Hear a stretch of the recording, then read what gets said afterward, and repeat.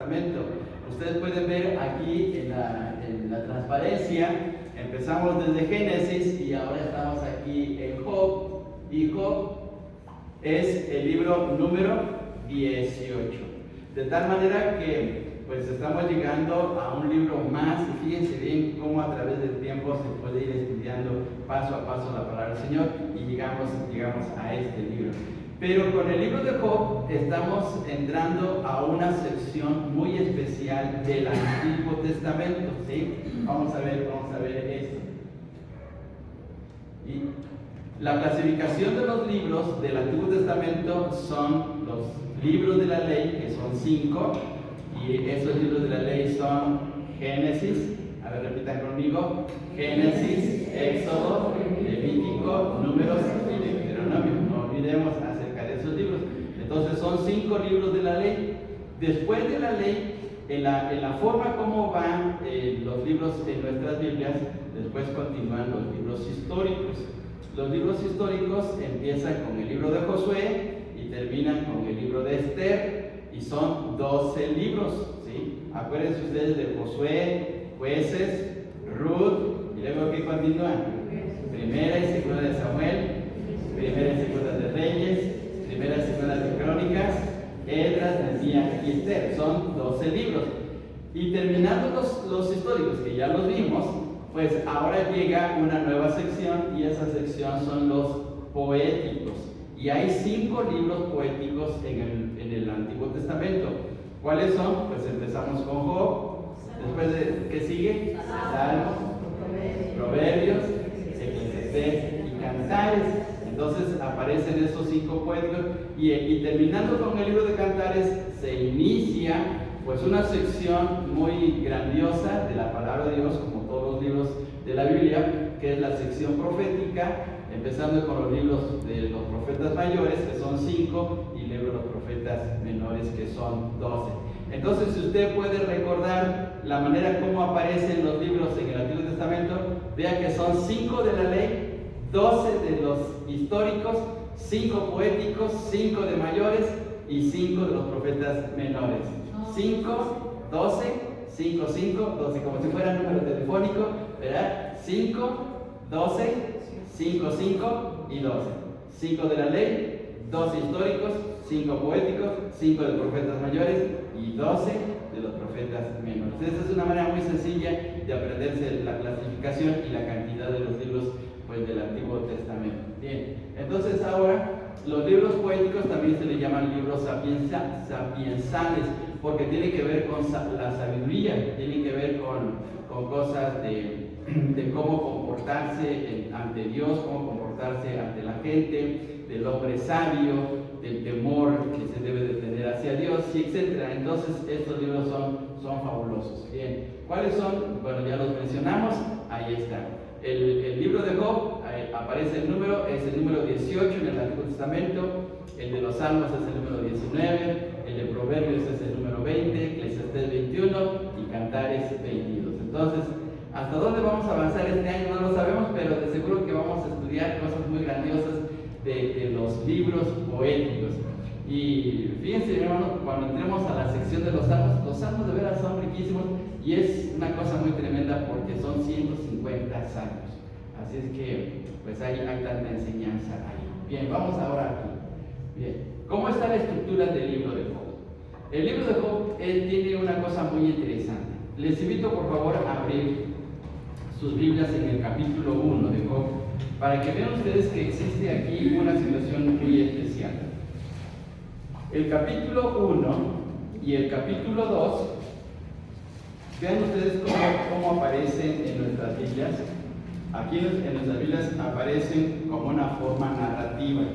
A esa forma se le llama en el sentido literario prosa, ¿sí? Vean ustedes cómo va la narración, el capítulo 1, capítulo 2. Pero a partir del capítulo 3, vean ustedes cómo cambia la manera de escribir.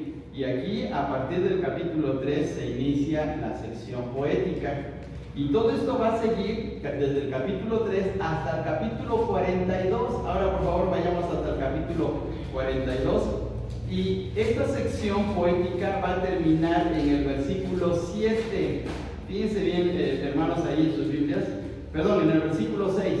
En el versículo 6 termina cuando Job dice: por tanto me aborrezco y me arrepiento en polvo y de ceniza. Ahí termina la sección poética.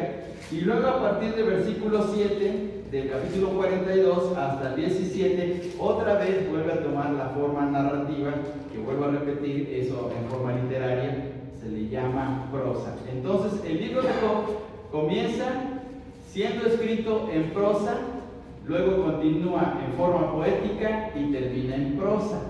Fíjense bien de qué manera, de tal forma que Dios utiliza diferentes formas con la finalidad de poder hablarnos al corazón. Dios nos habla de una manera muy delicada, a veces muy fuerte, a veces a través de una historia, a través de algún consejo, pero hay formas muy especiales como Dios nos va hablando a través de su palabra, con la finalidad de poder entender pues su mensaje. Entonces el libro de Job tenemos 3 secciones.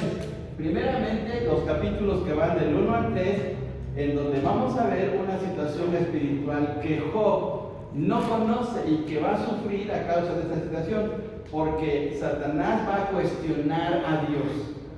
Satanás va a cuestionar a Dios en base a la vida de Job, porque Dios le dice a Satanás: ¿no has considerado a mi siervo Job, que no hay ninguno como otro, varón justo, prudente, perfecto, que dice: no hay como él, varón perfecto y recto, temeroso de Dios y apartado del mal? Y entonces Satanás dice: pues sí, pues es así, pero porque tú le das todo, porque lo bendices, etc. Y ahí viene la situación, y Job no está consciente de lo que está pasando en el cielo, o lo que está pasando en el mundo espiritual, y él va a recibir situaciones pues muy fuertes de parte de que Satanás va a actuar con él, ¿sí? Entonces Job es un libro de verdad muy interesante, porque lo que le está pasando a Job también nos pasa a nosotros, también ocurre a nosotros. Nosotros no nos damos cuenta qué está sucediendo en el mundo espiritual. Aquí hay demonios, hermanos, ¿sí? Y los demonios nos están escuchando y nos están viendo, como también lo están los ángeles, y el Señor está aquí. Pero nosotros no lo vemos, ¿sí? Pero está aquí presente, ahí cerca de nosotros, ahí está un diablito sentado, acurrucado con nosotros en nuestro hombro. Y están al pendiente y están actuando. A veces no llegamos a percibir el trabajo de ellos porque Dios no lo permite, pero a veces empezamos a sufrir situaciones que decimos: bueno, ¿por qué me están pasando ese tipo de cosas? ¿Por qué tantos problemas? ¿Por qué tantas situaciones difíciles se me presentan cuando yo estoy deseando buscar a Dios? Bueno, Dios permite que el diablo o sus demonios actúen a nuestro favor, y es lo que está pasando aquí en el libro de Job. Entonces es una enseñanza tremenda. La guerra espiritual aparece desde Génesis capítulo 3 hasta el libro de Apocalipsis, hermanos, ¿sí? Y debemos de estar conscientes de eso. Así es que el libro de Job nos va a dar gran enseñanza. Luego vamos a encontrar la segunda sección del libro de Job, de los capítulos 4 hasta 37, donde vamos a ver los diálogos que hay entre Job y sus amigos. Van 3 amigos muy especiales, son 4 en total, en realidad son 4. Pero uno de ellos, el más joven, permanece siempre callado hasta el final, hasta la parte final del libro de Job. Pero aparecen los 3 amigos de Job que van a consolarlo porque pues está pasando por una situación muy difícil, y empiezan a dialogar con él. Pero los diálogos, en lugar de consolarlo, en lugar de animarlo, en lugar de ayudarle más, como decimos vulgarmente, le están echando tierra, porque le están diciendo: te está pasando esto, pero porque tienes un pecado oculto, porque tus hijos pecaron de alguna manera, porque algo está pasando en tu vida que hiciste mal. En lugar de ayudarle y consolarlo, más lo están afectando. Pero esa es la manera de pensar del mundo, y es lo que sus amigos pues no entienden, porque no saben de lo que está pasando en la vida espiritual. Pero encontramos estos diálogos. Si nos damos cuenta, en la parte de abajo hay 3 ciclos de diálogos. Sus amigos se llaman Elifaz, Bildad y Zofar. A ver, acuérdense de los nombres de los amigos de Job: Elifaz, Bildad y Zofar. Y hay un cuarto más que se llama Eliú, pero los que llevan propiamente todas las conversaciones, todo el diálogo con Job, otra vez es Elifaz, Bildad y Zofar, ¿sí? Pero ellos están viendo las situaciones del problema de Job desde un punto de vista muy humano, no espiritual. Lo están viendo con la sabiduría humana, lo están viendo con lo que ellos han visto, han sido enseñados en sus casas, como lo ve cualquier hombre natural. Por eso la Biblia dice ahí en 1 Corintios 2:14 que el hombre natural, ¿qué cosa? No percibe las cosas que son de Dios, porque para él son locura. Así lo están viendo esos amigos de Job, ¿sí? Y luego ya al final en el último ciclo, en esta sección aparece Eliú, que también habla con Job. Y la tercera sección, la última aquí, Dios ya habla con Job y le hace ver la situación. Porque en un momento dado Job se estaba justificando diciendo, pues, ¿yo por qué estoy sufriendo si he buscado a Dios con todo mi corazón? Soy un hombre justo, que he hecho mal delante de Dios. Pero Dios tiene un plan, tiene un propósito y le hace ver eso a Job. Entonces el libro de verdad que es muy interesante y les aseguro que muchas cosas que nos pasan, que muchas cosas que no entendemos de nuestro sufrimiento, de nuestros problemas diarios, de lo que nos pasa en nuestra vida espiritual, van a tener respuesta en este precioso libro que es el libro de Job, que es palabra de Dios. Bien, entonces así están las secciones del libro de Job. Acordémonos, Job, en los primeros capítulos del 1 al 3, encontramos que Satanás está cuestionando a Dios. Luego los amigos cuestionan a Job y por último Dios le responde a Job en esta sección. Y aquí los primeros capítulos 1 y 2 comienza la prueba, ¿sí? Y pareciera que pues, es una situación injusta, pareciera que fuera así, pero Dios tiene un propósito muy especial. Vamos a ver aquí todavía algo más. Por favor, leamos el versículo 1 de Job 1. Job 1:1, todos juntos. Dice de la siguiente manera: hubo en tierra de Uz un varón llamado Job, y era este hombre perfecto y recto, temeroso de Dios y apartado del mal. ¿En dónde hubo un hombre de estas características espirituales? En tierra de Uz. Bueno, pues no se sabe exactamente dónde está la tierra de Uz. Es una tierra que se menciona en la Biblia, pero que es muy antiguo y que probablemente no se sabe, ¿sí? Ahí en nuestra transparencia podemos ver que dice que no se conoce dónde estaba la tierra de Uz, que se menciona en Job 1:1. Los comentaristas de la Biblia suponen que es la tierra de Edom. ¿Dónde está Edom? Vean la flecha roja aquí abajo. Ahí está la tierra de Edom. La tierra de Edom le pertenecía a los descendientes de Esaú. Entonces algunos piensan que por ese rumbo, por ahí vivía Job, pero no se sabe con exactitud. Algunos dicen que vivía en Arabia, otros que incluso vivía hasta Mesopotamia, cerca del río Éufrates. No se ponen de acuerdo los comentaristas bíblicos. La cosa es que no se sabe dónde está esa tierra.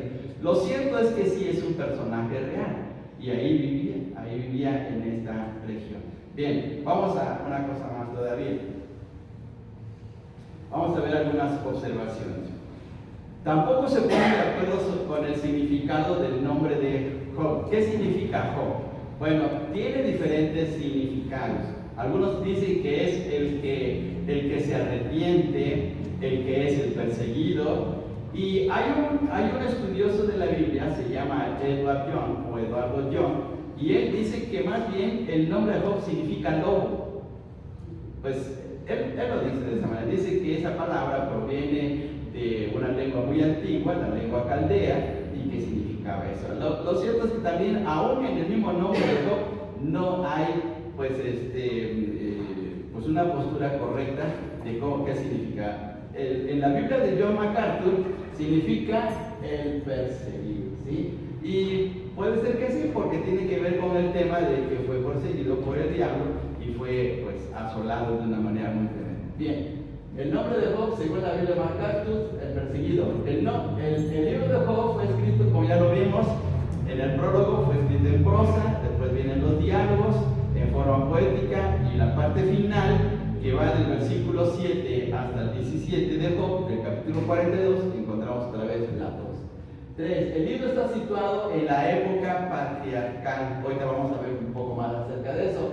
Por lo mismo se considera el más antiguo de la Biblia. ¿Cuál es el libro más antiguo de la Biblia? Pues muchos consideran que fue el libro de Job. Es decir, que antes de que Moisés escribiera Génesis, Éxodo, Levítico, Números y Deuteronomio, ya aparecía pues el libro de Job o la historia de Job. Fíjense bien qué cosa tan interesante.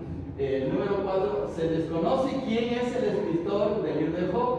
Se le atribuye a Moisés, pero no se sabe. Ni siquiera los rabinos judíos, eruditos, ni siquiera saben quién fue realmente quien escribió el libro de Job. Algunos dicen que fue Moisés, otros que se escribió en el tiempo de Salomón, otros más piensan que fue Esdras que lo escribió. La situación es que no se sabe y el libro no nos dice quién lo escribió. Es más, hay quienes piensan que incluso Eliú, el amigo de Job, el más joven, fue el que, como estaba ahí presente, fue el que escribió este libro. Y algunos autores mencionan que es muy probable que Eliú lo haya hecho. Bueno, así. El número 5, Job y sus amigos eran israelitas. Ojo con eso. Ellos no eran israelitas, ellos no eran descendientes de Abraham. ¿Sí? Eran temerosos de Dios, como en el caso de Job. Eran hombres sabios, eran hombres que buscaban a Dios con todo su corazón. Job es un sacerdote, como lo vemos en el capítulo 1, ofreciendo sacrificios a favor de sus hijos, pero no eran israelitas. ¿Sí? Es muy diferente. Número 6, Job es mencionado en el libro de Ezequiel. Fíjense bien. Vamos a Ezequiel capítulo 14, versículo 14 y luego el 20. A ver, vamos a Ezequiel. Ezequiel capítulo 14 y versículo 14. A ver, todos juntos vamos a leer. Este es un pasaje muy tremendo porque se mencionan a 3 grandes hombres de Dios. Fíjense bien, hermanos. Vamos a Ezequiel 14, 14. Todos juntos. Dice así: si estuviesen en medio de ellos estos 3 varones, Noé, Daniel y Job, ellos por su justicia librarían únicamente sus propias vidas, dice Jehová el Señor. Fíjense bien, ¿qué calidad de vida llevaban estos hombres? ¿Sí? ¿Quiénes son estos hombres? Fijémonos. Número 1, Noé. Luego, Daniel y Job. No está Abraham, no está David, no está Samuel, no está Isaías, no están otros profetas, solamente está Noé, Daniel y Job. Entonces veamos qué calidad de vida de estos hombres. Versículo 20 todavía, ahí lo menciona. Versículo 20, también todos juntos. Y estuviesen en medio de ella Noé, Daniel y Job, vivo yo, dice Jehová el Señor, no libraría a hijo ni a hija. Ellos por su justicia librarían solamente sus propias vidas. Fíjense, entonces, qué cosa tan tremenda. Y ahora nos vamos hasta el libro de Santiago, la carta de Santiago, por favor. Santiago capítulo 5, versículo 11. Y también Santiago pues hace referencia a este gran hombre de Dios. Santiago capítulo 5, versículo 11. Y ahora nada más, hermanas, por favor. Hermanas, ustedes lean el versículo 11, por favor. He aquí tenemos por bienaventurados a los que sufren. Habéis oído de la paciencia de Job y habéis visto el fin del Señor, que el Señor es muy misericordioso y compasivo. Muy bien. ¿Qué cualidad se menciona aquí de Job? Paciencia. ¿Qué cosa? Paciencia, ¿verdad? Su paciencia. Así lo está diciendo Santiago. Dice, habéis oído de la paciencia de Job. Entonces, el profeta Ezequiel y el apóstol Santiago mencionan a Job. Entonces quiere decir que era un personaje conocido y es un personaje histórico real, no es una leyenda. Los personajes de la Biblia son reales. ¿Sí? Bien, y vamos a ver todavía una cosa más. Bien. La época en que vivió Job fue en el tiempo de los patriarcas. ¿Cómo sabemos que vivió en el tiempo de los patriarcas? Bueno, tomando en consideración el mismo libro, número 1, primera razón, Job era el sacerdote familiar, de la misma manera en que lo fue Noé o Abraham. ¿Recuerdan ustedes que después de que ocurrió el diluvio, después de los 40 días del diluvio, Noé salió del arca. ¿Y qué fue lo primero que hizo? ¿Recuerdan ustedes? ¿Qué fue lo primero que hizo? Un altar, un sacrificio hacia Dios. ¿Sí? ¿Por qué? ¿Por qué lo hizo Noé? Porque Noé en ese momento estaba actuando como si fuera un sacerdote a favor de su propia familia, agradeciendo a Dios que las había librado del diluvio. Y lo mismo encontramos a Abraham, que cuando llega a la tierra de Canaán va de lugar en lugar, va por ejemplo a Betel, va a Hebrón, va a Berseba, y va colocando altares y va adorando al Señor. Entonces eso solamente se hacía en el tiempo de los patriarcas. Cuando Moisés recibe la ley en el monte Sinaí, ya los hombres, ya no cualquier hombre podía ofrecer sacrificios, porque ahora tenían que hacer los sacerdotes de la familia de Aarón y los levitas. Entonces ya cambió la situación, pero eso ocurrió hasta que Dios les dio la ley a los israelitas por medio de Moisés. Pero en el tiempo de los patriarcas, pues el jefe de familia actuaba como un sacerdote. Entonces por eso esa es una primera razón. La segunda razón es que la riqueza se medía por la cantidad de cabezas de ganado. Vamos a ver aquí mismo en el libro de Job, por favor, capítulo 1, versículo 3, por favor, todos juntos. 1:3, dice así: su hacienda era 7,000 ovejas, 3,000 camellos, 500 yuntas de bueyes, 500 asnas y muchísimos criados, y era aquel varón más grande que todos los orientales. ¿Sí? ¿Por qué era más grande? Por todo lo que tenía, ¿sí? Por todas las cabezas de ganado. Fíjense bien qué cosa tan tremenda. ¿Cuántas ovejas tenía? 7,000, fíjense bien, 7,000. Pues ya teniendo unas 4 o 5 ovejas, ya es mucho, ¿verdad? Pero aquí tenía 7,000, fíjense bien. ¿Cuántos camellos? 3,000 camellos. ¿Cuántas yuntas? 500. Ahora, una yunta es de 2 toros, ¿eh? Entonces, ¿cuántos toros tenía? Tenía 1,000.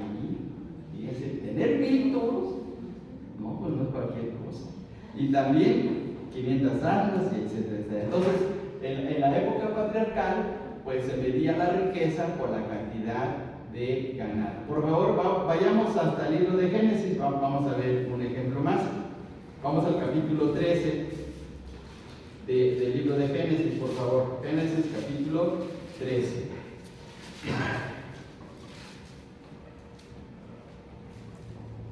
A ver, vamos a leer los versículos 1 y 2. Génesis 13, 1 y 2. Ahora nada más los varones. Dice así: subió pues Abraham de Egipto hacia el Negev, él y su mujer, con todo lo que tenía, y con él Lot. Versículo 2. Y Abraham era riquísimo en ganado, en plata y en oro. ¿Pero dónde era riquísimo en primer lugar? En ganado. Entonces, en el tiempo de los patriarcas, la riqueza se medía más a través de los animales que tenían, del ganado. La tercera razón de por qué encontramos la historia de Job en el tiempo de los patriarcas es porque no hay mención de la ley establecida en el Sinaí. No se mencionan los 10 mandamientos. No quiere decir que no se hable acerca del pecado, que no se hable acerca de la injusticia, que no se hable de pasar por alto los mandamientos de Dios. Sí, Job sí los menciona, pero no como la ley que se establece en los 10 mandamientos allí en el Sinaí, o como toda la ley que se menciona en el monte Sinaí. Entonces es diferente. Cuarto, el nombre más común para Dios en el libro de Job es Shaddai. Nosotros tenemos la traducción en español, pero en la versión hebrea es Shaddai, que significa poderoso. Dios es el todopoderoso, más que el nombre Jehová. En cambio, en los libros de la ley, empezando desde Génesis hasta Deuteronomio, el nombre más común de Dios es Jehová, que significa, ¿alguien sabe qué significa Jehová? Yo soy el que soy, exactamente. Yo soy el que soy. Es lo que significa el nombre de Jehová. Y es la manera como Dios se le presentó a Moisés allá en la zarza, ¿verdad? Muy bien. Bien, vamos a una cosa más. Quinta razón, la edad avanzada de los patriarcas. Por favor, vamos al capítulo 42, porque no se nos menciona al inicio, sino hasta el capítulo 42 de Job. Vamos a ver una situación muy especial. Versículo 16. Ahora quisiera pedirle, hermana Maru, por favor nos quiere leer versículo 16, 42, 16 de Job. Después de esto vivió Job 140 años y vio a sus hijos y a los hijos de sus hijos hasta la cuarta generación. Y todavía el versículo 17. Y murió Job viejo y lleno de días. Bueno, ¿sabe cuántos años vivió Abraham? ¿Se acuerda de cuántos años vivió Abraham? 175 años. En la época de los patriarcas se vivían muchísimos años, más de 100. Acá en el versículo 16 dice que después de esto, fíjese bien la frase y cómo piensa. Después de esto, ¿qué significa después de esto? Después de todo lo que sufrió Job, de todo lo que le pasó, Dios le añade 140 años. No se dice exactamente cuántos años vivió Job, pero yo encontré en una Biblia que el hermano que estaba haciendo el comentario dice que aproximadamente vivió 210 años, porque el Señor le dio 140 años más. Y veamos por favor el versículo 16. Dice, y vio a sus hijos y a los hijos de sus hijos, ¿hasta dónde? Hasta la cuarta generación. Entonces vio, fíjense, vio hijos, nietos, bisnietos y tataranietos. ¿Y en qué tiempo de la Biblia se vivía tantos años? Pues en el tiempo de los patriarcas. Entonces esto es una referencia más que Job pues vivió en esa etapa. Bien, ahora vamos a ver. ¿Cuál es el tema principal del libro de Job? Pues es un problema muy común en todo el mundo, en todos los seres humanos. Es el problema del sufrimiento. Y la gente se pregunta, ¿por qué tenemos que sufrir? Nosotros mismos nos preguntamos, ¿por qué nos pasan cosas que nos hacen sentir tristeza, dolor? ¿Por qué se nos van nuestros seres queridos? ¿Sí? ¿Por qué tenemos que estar pasando por situaciones difíciles? Y esa es la gran pregunta. Pero hay dos situaciones en este libro, ¿sí? En el libro de Job. El sufrimiento humano se va a ver desde dos enfoques. Uno, el sufrimiento merecido. Porque hay ocasiones en que pues lo que nos pasa es porque nos merecemos. ¿Sí? A ver, vamos por favor a Job 4:8. Job 4:8. Y ahora alguien que sea rápido en la esgrima que nos lea, por favor. Job 4:8.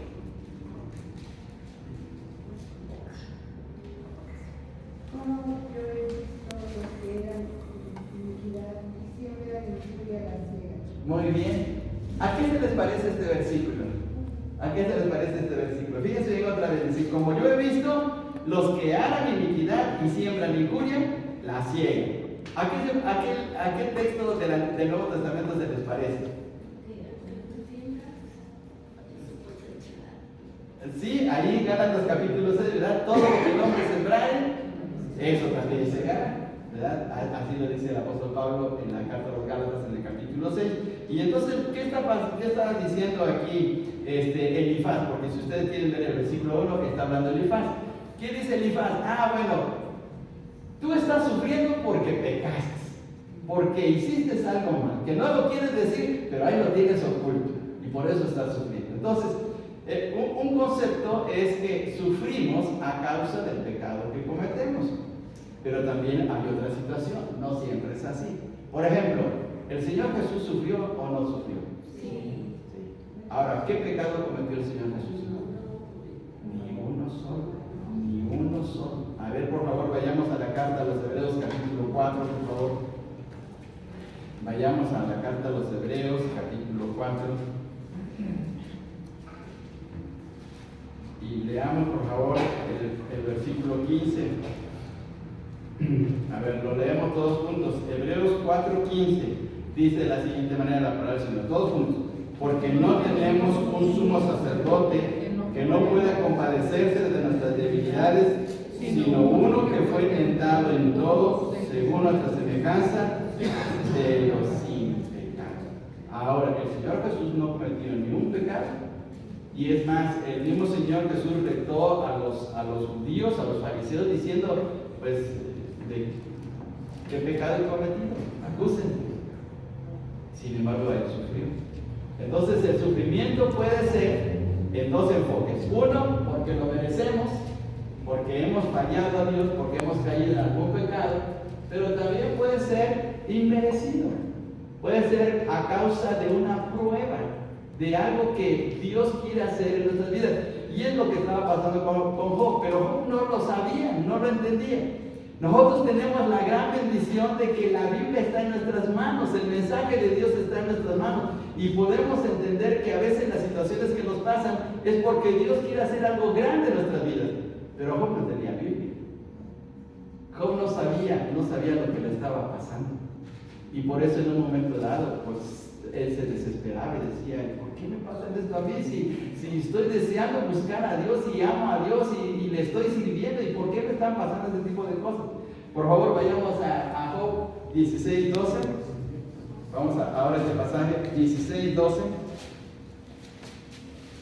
A ver, hermanas, otra vez, por favor, ¿quieren leernos Job 16:12? Nada más, hermanas.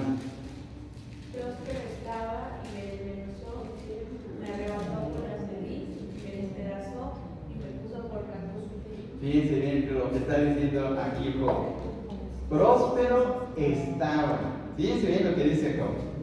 Próspero estaba y me desmenuzó, me arrebató por la cerviz y me despedazó y me puso por blanco suyo. Sí, y entonces uno dice, pero ¿por qué me está pasando esto a mí? Sí. Y esa es la gran interrogante en este libro. Entonces, el sufrimiento puede ser de dos maneras. Uno, porque cometemos cosas que pues, recibimos las consecuencias. Pero hay ocasiones en que no ocurre así, sino vienen como una prueba. Quiero hacerles una pregunta. ¿Dios nos prueba o nos tienta? Nos prueba, ¿verdad? Dios nos prueba. ¿Por qué no nos puede tentar? No se puede tentar a él mismo, ¿no? ¿Así, hermano Barro? ¿Por qué? Porque no se puede tentar a él mismo. Sí, pero hay algo más todavía. A ver, vamos por favor al libro de Santiago, capítulo 1.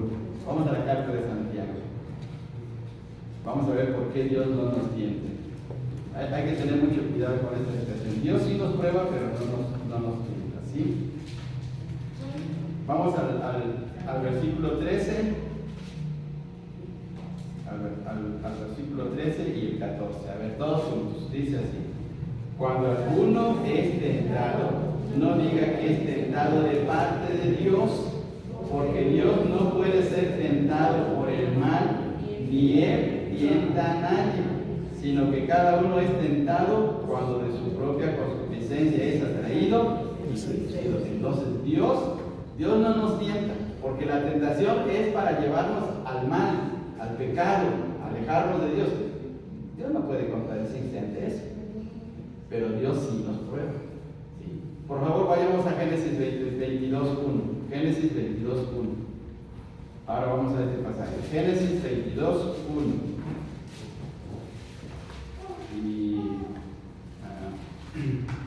Hermano Fer, ¿nos quiere leer, por favor? 22:1 de Génesis. Aconteció después de estas cosas que probó Dios a Abraham y le dijo a Abraham, y él respondió, heme aquí. Muy bien. ¿Qué iba a hacer Dios con Abraham? Lo iba a probar, ¿sí? Entonces, ¿las pruebas de quién vienen? De Dios. ¿Y la tentación de quién viene? Del diablo. Exactamente. Muy bien. Entonces, no olvidemos, Dios no nos tienta, pero sí nos prueba. Entonces, en este caso, Job iba a ser tentado por el diablo, pero también en un momento dado probado por Dios, ¿sí? Con la finalidad de que él saliera triunfante y mostrara que un justo puede vivir triunfante ante las situaciones tan difíciles que aún el diablo le llega a poner, ¿sí? Bien, vamos aquí adelante, ya vamos a terminar. Ahora, en el libro de Job vamos a encontrar conceptos erróneos, porque a veces pensamos nosotros lo mismo. Como soy cristiano, ya no me van a pasar cosas, no voy a tener problemas, no voy a tener necesidades, todo va a ser bien bonito. Bueno, hay 3 errores que a veces se cometen y en el libro de Job se mencionan. En Job capítulo 5, del 19 al 26. Por ejemplo, el primer error: a los justos nunca les va mal en la vida. ¿Es cierto? No. Pero eso es lo que pensaban los amigos de Job. ¿Sí? A los justos nunca les va mal en la vida. Ese es el pensamiento que ellos tenían. La otra situación es que a los justos no los toca el diablo. ¿Nos toca o no nos toca el diablo? ¿Sí o no? Sí, claro que sí. ¿Al Señor Jesús lo tocó el diablo? Sí. Entonces, ¿al apóstol Pablo? Sí. El apóstol Pablo dice que en la carta a los tesalonicenses que él quería ir a verlo, pero Satanás le estorbaba. Sí. Entonces, fíjense bien que tremendo. Por eso es que aparece la armadura del cristiano, porque los ataques del enemigo vienen a nuestras vidas. Pero ese es el concepto. Como ya soy cristiano, el diablo no me toca. ¿Sí? Soy consentido de Dios. No, eso no es verdad. Hay que tener cuidado. Y número 3, a los justos la prosperidad no les falta. ¿Siempre vamos a ser prósperos? No.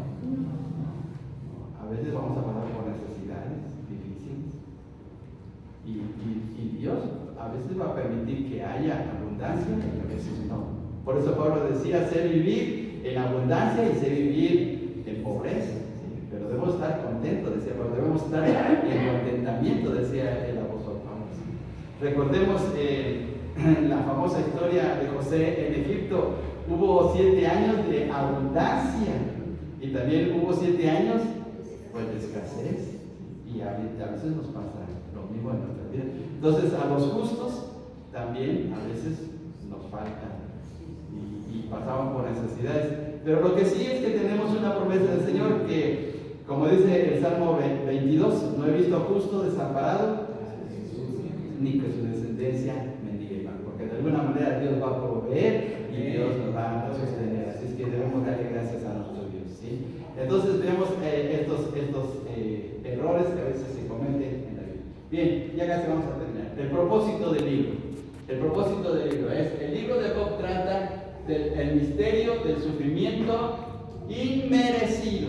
Ese es el asunto. Es un sufrimiento inmerecido y muestra que a través de la adversidad Dios puede cumplir otros propósitos aparte de castigar la mala conducta. Es decir, Dios a veces utiliza el sufrimiento para ayudarnos a entender o comprender algo más de Él o ayudarnos a crecer espiritualmente. Entonces, en lugar de estarnos quejando y echándole la culpa a Dios o dejando de congregarnos y de buscar a Dios con todo el corazón, debemos darle gracias a Dios. Romanos 8:28 que dice: todas las cosas ayudan a bien. ¿A quiénes? A los que aman a Dios, no cualquiera, a los que aman a Dios. Así es que debemos darle gracias a Dios cuando estamos pasando por una situación crítica. Y si estamos viviendo esa situación difícil y de sufrimiento y sabemos que no le hemos fallado a Dios, debemos darle gracias a Dios. Porque si le hemos fallado, bueno, pues estamos recibiendo las consecuencias. Pero si no, entonces debemos darle gracias a Dios. Bien, vamos a esto. El texto clave. Vamos a leerlo ahí, todos juntos. Dice: entonces Job se levantó y cargó su manto y rasuró su cabeza y se postró en tierra y adoró. Y dijo: desnudo salí del vientre de mi madre y desnudo volveré allá. Jehová dio y Jehová quitó, sea el nombre de Jehová bendito. En todo esto no pecó Job ni atribuyó a Dios de propósito alguno. Es decir, Dios permitió esto, Dios sabe, y simplemente yo le voy a seguir, y le voy a alabar, y le voy a adorar, y voy a seguir su camino, y no voy a culpar a Dios, voy a seguir. Nada de que, me están pasando este tipo de cosas, y porque a mí, yo ya no voy a ir a la iglesia, yo ya no voy a leer la Biblia, yo ya no voy a hacer nada para Dios, porque me están pasando. No, al contrario, debemos de esforzarnos con la ayuda de nuestro Dios. Bien, hermanos. Bueno, damos gracias a Dios por todo esto. vamos a aprender grandes cosas de este libro de Job. Así es que les invito, hermanos, a que estemos leyendo este libro porque vamos a estudiar grandes lecciones de la palabra de nuestro Dios a través de la vida de Job. Bien.